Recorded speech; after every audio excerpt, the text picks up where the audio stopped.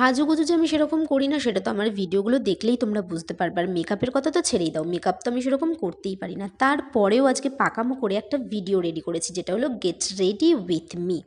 না না, নিজের সম্পর্কে এতটা খারাপ কথা বলাও আমার মনে হচ্ছে না উচিত হবে। তার কারণ হচ্ছে আমি এতটাও খারাপ মেকআপ করি না যে মেকআপটা করে আমি বাইরেই বেরাতে পারবো না। আমি এরকম মেকআপ করেই কিন্তু অনুষ্ঠান বাড়ি বলো, কারোর বাড়ি বলো, ঘুরতে যাওয়া বলো, এরকমভাবেই আমি চলে যাই। বাদ দাও সে সমস্ত কথা। আজকে আমি যেখানে যাচ্ছি সেটা হলো আমার একটা স্বপ্ন পূরণের জায়গা বলতে পারো। অনেক দিন ধরেই ট্রাই করছি, বাট যেতে আর পাচ্ছি না। আর এই বছরে যখন সেই সুযোগটা পেয়েছি, সেই সুযোগটাকে তো আমি কোনোভাবেই হাতছাড়া করতে চাই না।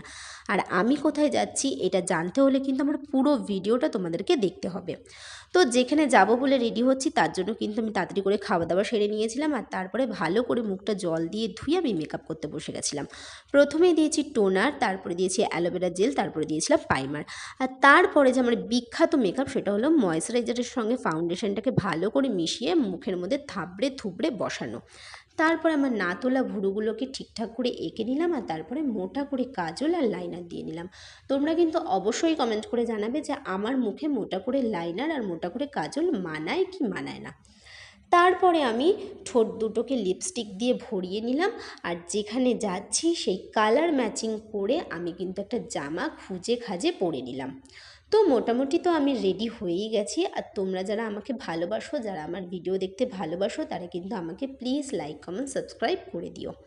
তো গরমের মধ্যে চুল ছাড়ার কথা তো ভাবতেই পারবো না, আর আমি চুল সেরকম ছাড়িও না, সেই জন্য চুলটাকে ভালো করে আঁচড়ে একটা টঙে খোপা বেঁধে নিয়েছি।